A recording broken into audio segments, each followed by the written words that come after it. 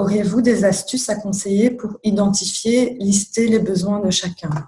Euh, alors, avant de parler d'astuces par rapport aux besoins, je dirais que pour moi, alors, je vais beaucoup parler de choix professionnels parce que c'est ceux-là que j'accompagne surtout. Donc, moi, je suis surtout dans cette optique-là.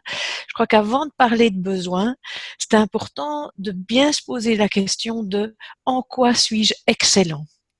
C'est tout le vraiment l'introspection, je dirais, sur j'ai des talents. J'ai envie de dire, il y a une petite fée qui s'est penchée sur mon berceau et peut-être, et j'ai des talents, il y a des choses que j'ai pas dû apprendre, il y a des choses que je fais très bien naturellement, mais je n'ai peut-être plus toujours conscience de ces talents.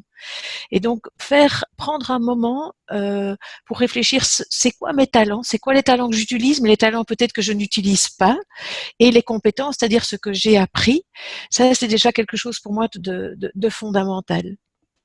Le deuxième chose qui est fondamentale pour moi aussi, c'est de réfléchir à qu'est-ce qui fait sens pour moi.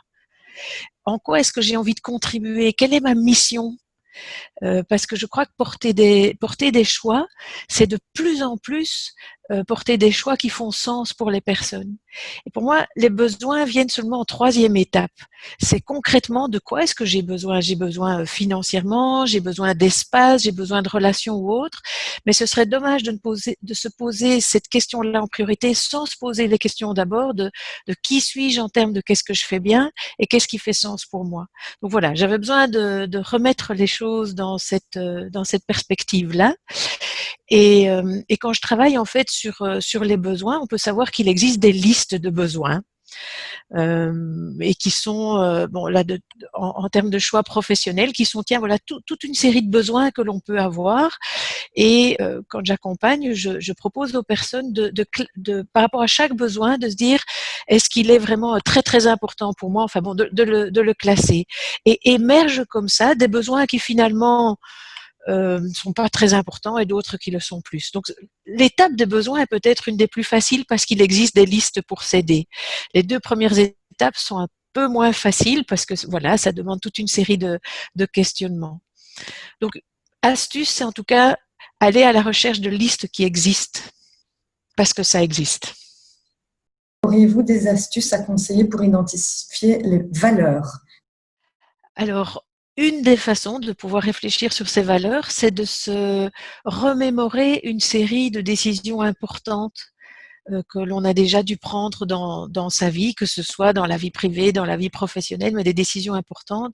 Parce que j'ai une croyance très forte, c'est que quand on prend une décision, on est énormément en fait influencé par ses valeurs. Et de se dire, tiens, dans cette décision-là, si je pense à mes valeurs, quelles sont les valeurs qui ont été en fait importantes et qui ont influencé mes décisions?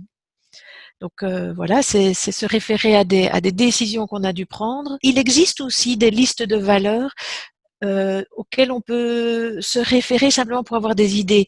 De mon expérience, quand on demande aux personnes quelles sont leurs valeurs, souvent elles disent mais c'est une question que je me suis jamais posée.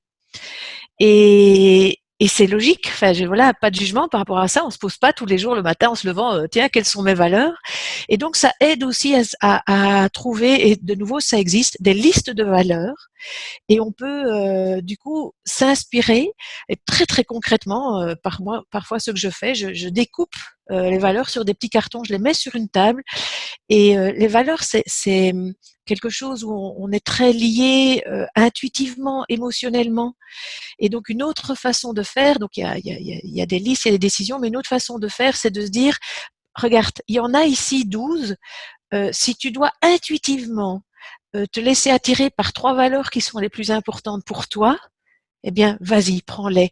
Et on se rend compte qu'en fait, ça parle directement aux personnes parce que c'est intuitif et que c'est en soi.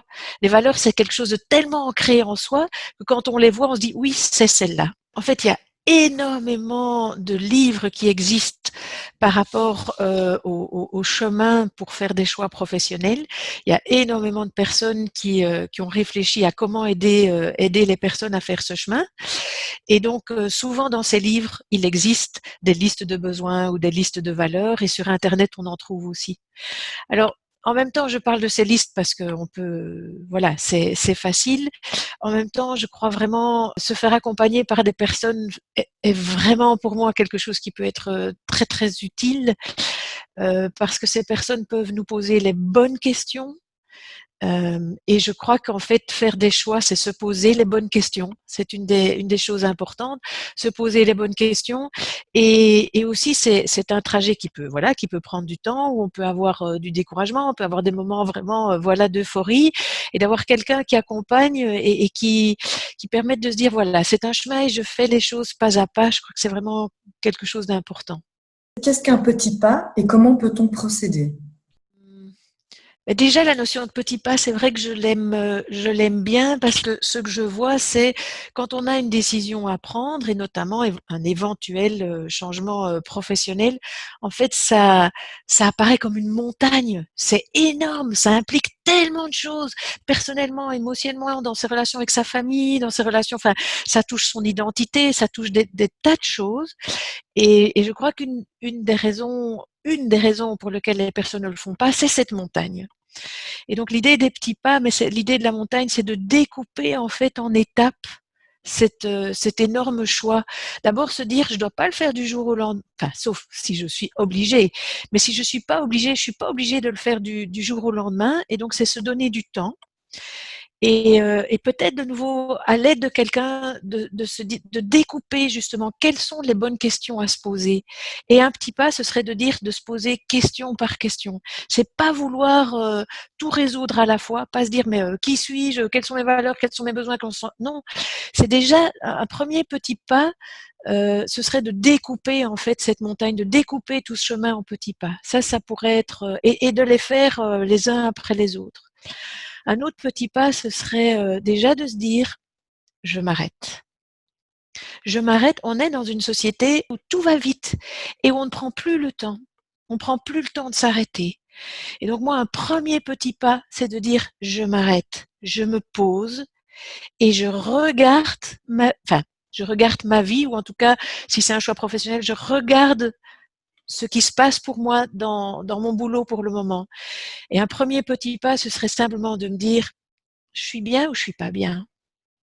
Simplement se poser cette question-là, dans l'absolu, sans avoir l'influence de la famille et autres, qui bien sûr existe, mais simplement de se dire je suis bien ou je suis pas bien. Et si je suis pas bien, c'est pourquoi? Quel serait mon levier le plus important de changement? Ça, c'est à la fois un tout petit pas, mais à la fois c'est un énorme pas.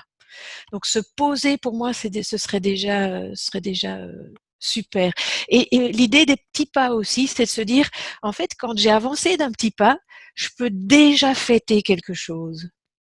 Et de nouveau, dans l'idée que voilà, c'est un long chemin, mais chaque petit pas, je peux me dire, yes, j'ai avancé. Yes, ça, c'est plus clair. Comment inclure les besoins et les valeurs des autres personnes dans notre changement sans impacter nos relations? Alors, ça dépend évidemment le type de choix. Si c'est un type de choix, je voudrais m'arrêter pendant 6 mois de travailler, ou je voudrais faire seul le tour du monde et que j'ai une famille, ben c'est clair il y a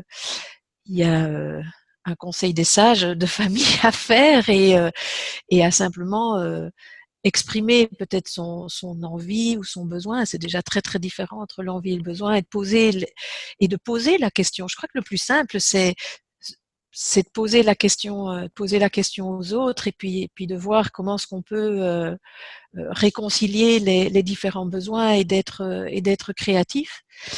Et par rapport au choix professionnel, là, je vais avoir une réponse vraiment très très différente. Euh, je reprendrai votre mot d'oser, et c'est alors je ferai la différence entre les besoins financiers, où c'est clair qu'il faut tenir compte quand on est dans une famille des besoins, mais ça peut aussi être remis en question évidemment. Je crois que beaucoup de personnes, enfin, j'observe beaucoup de personnes qui font pas le choix de changer de travail parce que la famille le déconseille ou la famille ne le comprend pas. Je crois qu'il y a beaucoup de peur de la famille mais je peux prendre mon exemple. J'étais dans une société waouh, une bonne société, comme on disait en Belgique, traditionnelle, avec un boulot que je pouvais avoir jusqu'à la fin de ma vie, etc., etc. Et quand j'ai annoncé que j'allais sans doute quitter cette entreprise, bon là pour me lancer comme indépendante, mais j'ai eu notamment de ma famille mais énormément de réactions. Mais tu vas pas faire ça quoi. Tu vas pas faire ça, tu as la sécurité, etc., etc. Et je vois beaucoup de personnes qui sont freinées par ces réactions-là. Or, elles sont logiques, il faut les entendre, mais il faut surtout pas s'y arrêter.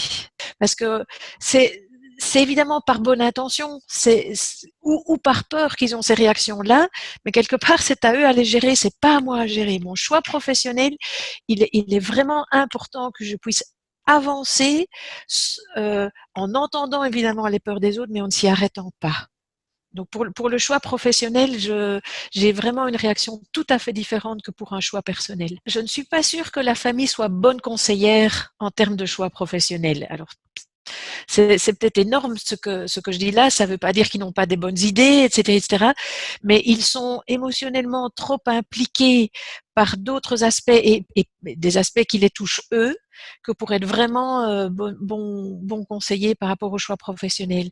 Et donc moi j'encourage toujours les personnes qui sont dans ce type de recherche, à un certain moment donné, il faut aller rencontrer d'autres personnes, dire tiens ben voilà ce que je sais bien faire, voilà ce qui a du sens pour moi. Une des questions qu'on peut poser à plein de personnes, c'est où est-ce que tu me verrais? Mais la famille et les proches, ça va. Enfin, je veux dire, les amis, ça va. Ils ont moins d'enjeux personnels en fait.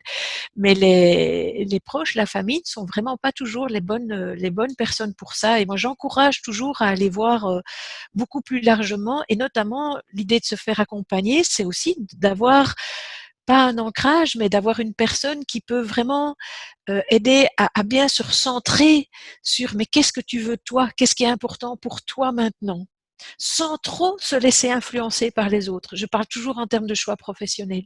Vraiment de se dire qu'est-ce qui a du sens. Si je me lève tous les matins dans un boulot pour aller dans un boulot qui n'a pas de sens, mais par contre qui rassure ma famille, mais ça va pas le faire quoi. On va pas tenir le coup. Et puis on va pas apporter sa pierre dans l'univers comme on pourrait le faire avec toute l'énergie qu'on peut avoir. Donc oui, pour les